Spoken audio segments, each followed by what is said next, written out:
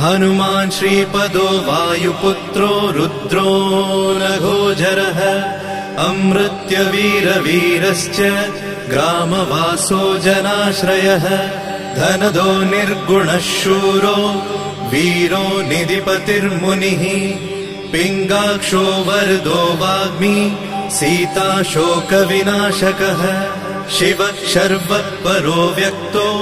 व्यक्तो धराधरः पिङ्गकेशः पिङ्गरोमा श्रुतिगम्यः सनातनः अनादिर्भगवान् देवो विश्वहेतुर्जनाश्रयः आरोग्यकर्ता विश्वेशो विश्वनाथो हरीश्वरः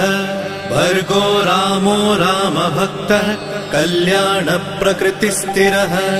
विश्वम्भरो विश्वमूर्तिर्विश्वाकारश्च विश्वपः।